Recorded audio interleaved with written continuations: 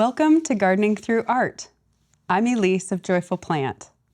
I help artists cultivate sustaining brands with my Gardening Through Art method. Today, we imagine through watercolor. Let's get started.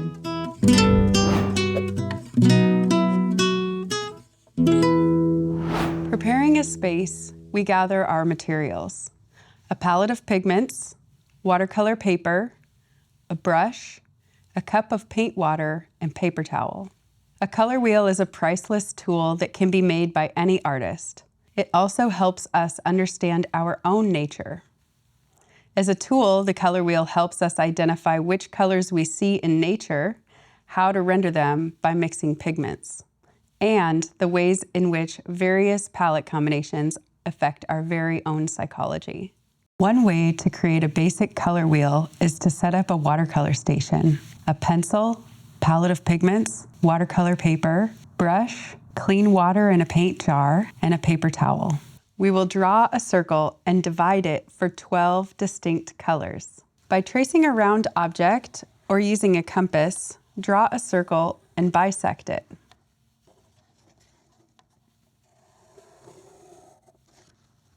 Create quadrants by bisecting it a second time.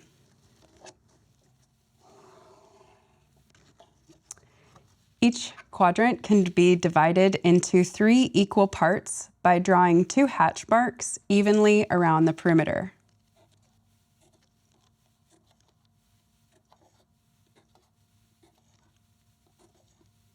We'll have a dot in the middle of the circle to help you connect the lines going through the center. Oops.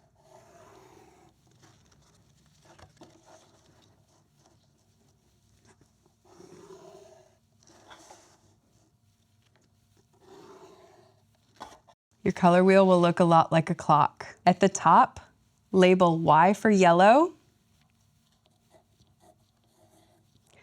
Skip 3 spaces clockwise.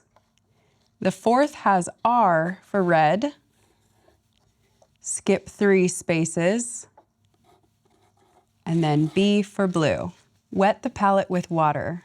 Apply a thin glaze with a wet brush in the yellow space.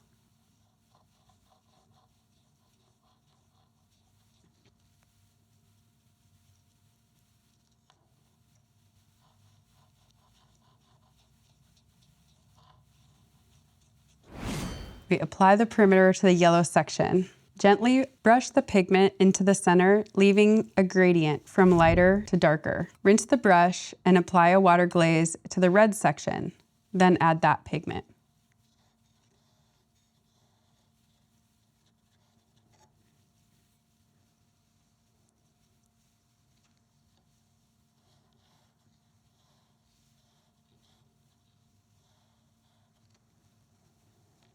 You can always pick up some of the excess with a drier brush and likewise reinforce it with more pigment.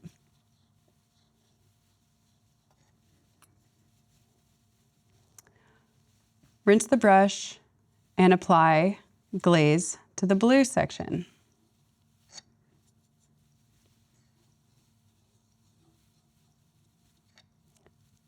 Then add blue pigment and blend. We'll next mix 2 primaries together to make secondaries. We'll start with the orange and apply a clean glaze of clear water. You can choose if you like to mix it on the side in your palette or straight on the paper.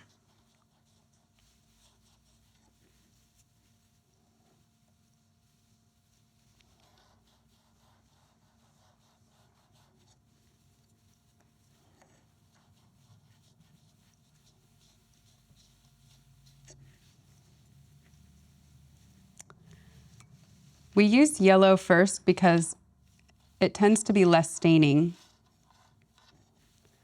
Then I often go for the red and following with blue. The red and blue together make a very nice purple.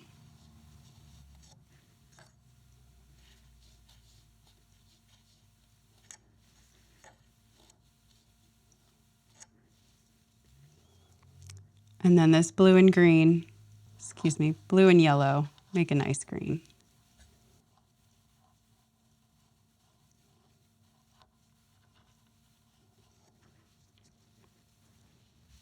The next step could be either mixed on the palette or directly on the paper. We will blend the primary colors with the adjoining secondaries to get 6 tertiary colors. Yellow-orange,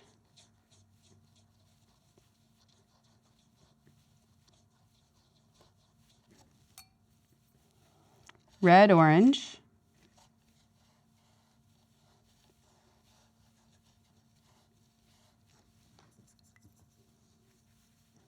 red-purple,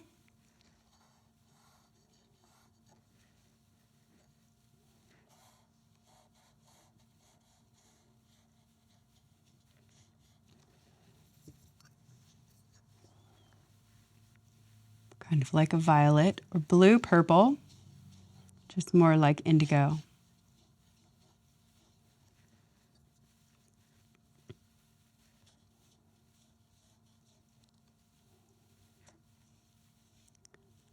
We have kind of a lime green, and a darker forest green.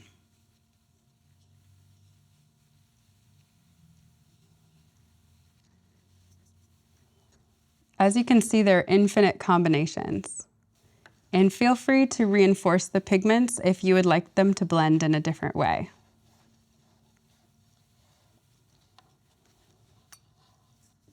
We now have our 12 basic colors, and from there we can create infinite combinations. Let's observe these colors in this bromeliad. The bromeliad makes such a wonderful subject for watercolor since it's an epiphyte and it creates an entire ecosystem around water. In tropical areas, you might see little animals hiding inside.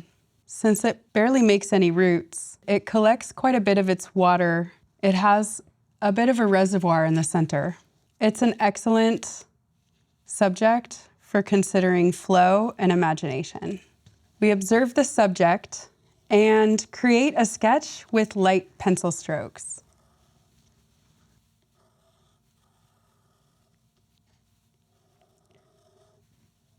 We might use some C and S strokes and quite a bit of imagination. You might imagine your subject in its native habitat. And think about what its life cycle might be like.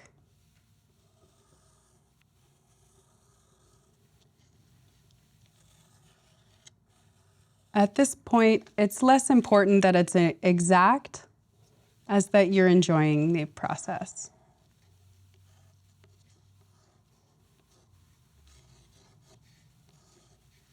You can roll a kneadable eraser over graphite to lighten it before applying pigment.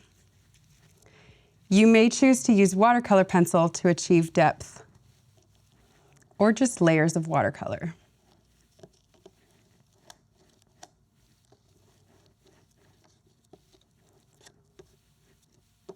Once we apply watercolor to the paper, it makes the graphite more permanent. So anything you don't want to be visible, feel free to lighten.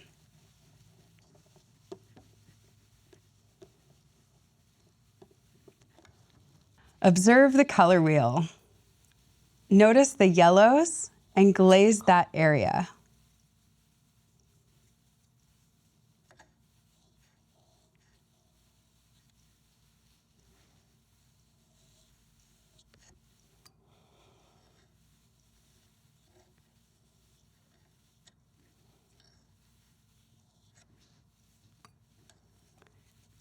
It's okay when your paint mixes a little bit. Watercolor can be very forgiving if you just have a paper towel nearby. We'll apply our 3 primary pigments and then repeat the process for all the colors, blending or leaving separate each pigment pool of water.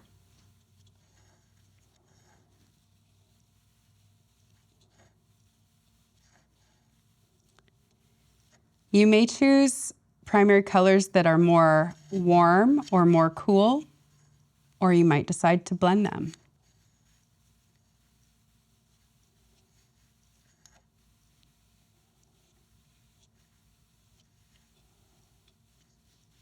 Letting blotting be part of your process can allow you to achieve depth without much effort.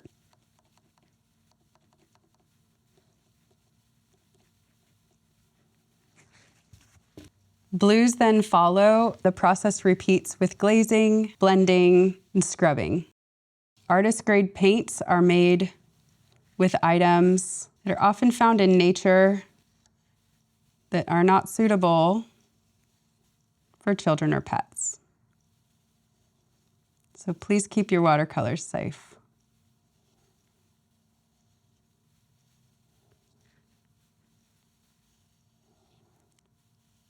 You can create an illusion of depth and come back and fix it later. You might pick up some paint from the center.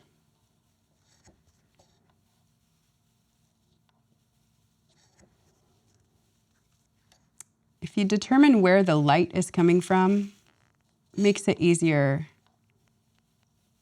to add the shadow.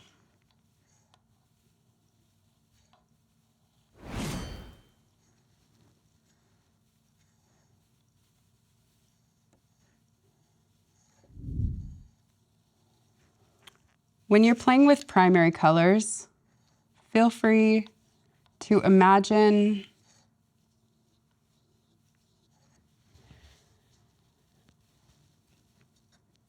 the natural processes that create these beautiful colors in the plants and the scientific processes that create our artist materials. Usually working with primary colors allows us the freedom to see the world in a different way.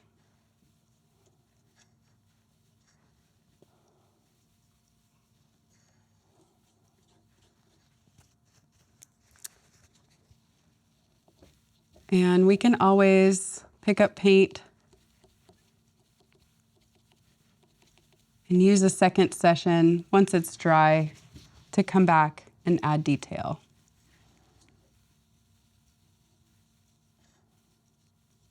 Some artists spend a long time and others sketch more quickly. Your whim through your imagination is what creates your style. So listen to your instinct. Try not to judge the process. Trust the process. When it starts to feel a little bit like a blob, you can add some defining characteristics or consult your subject for inspiration. You might add some of the primary colors that might not be as noticeable at first glance. For example, blue as a shadow. Remember, imagination creates reality. Practice and patience dictate success. I hope your imagination is fun enough to consider yourself successful. Remember, this process will render different results every time.